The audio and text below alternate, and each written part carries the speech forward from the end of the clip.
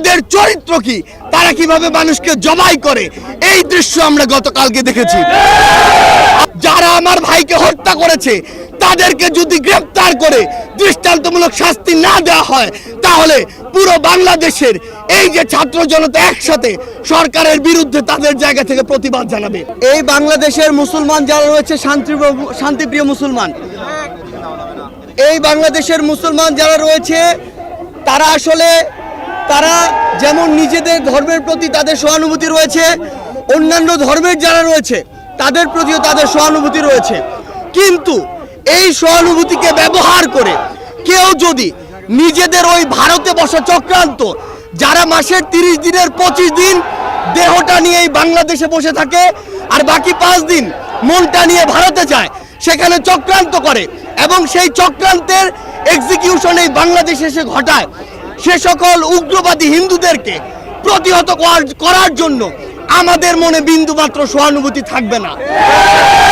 আমরা আমাদের জায়গা থেকে স্পষ্ট করে বলতে চাই, আমরা অনেক সহ্য করেছি, আমরা আমাদের জায়গা থেকে সর্বোচ্চ উদারতা দেখিয়েছি।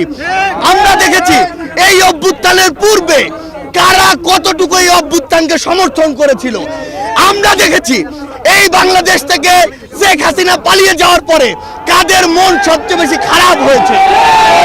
আমরা আমাদের জায়গা থেকে স্পষ্ট দেখেছি, যখন এই বাংলাদেশে অভ্যুত্থান পরবর্তী সময় একটি অস্থিতিশীল পরিবেশ হওয়ার কথা ছিল, তখন কিভাবে আমাদের এই মাদ্রাসার ভাইরা ওই মন্দিরে গিয়ে পাহারা দিয়েছে, কিভাবে 5ই আগস্ট রাতে সারা রাত ওই মন্দির পাহারা দিয়ে সকালে ফজরের নামাজ তার সামনে রাস্তায় পড়েছে।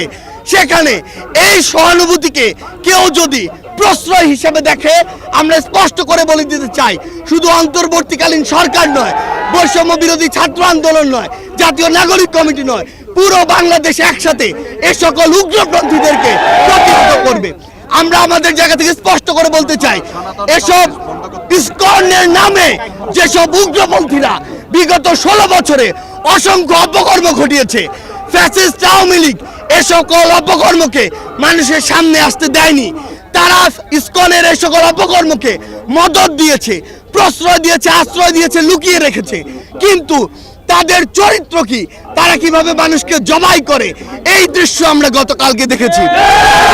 আমরা আমাদের জায়গা থেকে স্পষ্ট করে বলতে চাই, বাংলাদেশের মানুষ যেমন সকল ধর্মের প্রতি সহানুভূতিশীল, একইভাবে সকল উগ্রবাদীদের বিপক্ষে তাদের রক্ত গরম হয়ে সর্বোচ্চ অবস্থানে যেতে, তাদের বিরুদ্ধে দাঁড়াতে, তাদের প্রতিহত করতে বিন্দুমাত্র দ্বিধা করবে না।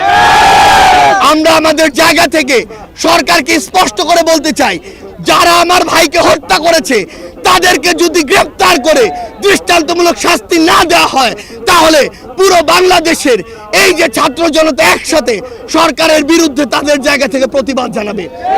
আমরা আমাদের জায়গা থেকে বলে দিতে চাই, যদি এই ক্ষেত্রে দৃষ্টান্তমূলক শাস্তি না হয়, তাহলে এটি হবে সরকারের বিচার ব্যবস্থার ক্ষেত্রে অন্যতম একটি ব্যর্থতা। আমাদের জায়গা থেকে স্পষ্ট কথা, এই যারা ইসকন নামের, যারা এই উগ্রপন্থী একটি মনোভাব বাংলাদেশে ছড়াচ্ছে, হিন্দুত্ববাদী মনোভাব বাংলাদেশে ছড়াচ্ছে, তাদেরকে অবিলম্বে নিষিদ্ধ করে বাংলাদেশের স্থিতিশীলতার জন্য, শান্তিপূর্ণ পরিবেশের জন্য তাদেরকে অবিলম্বে নিষিদ্ধ করতে হবে।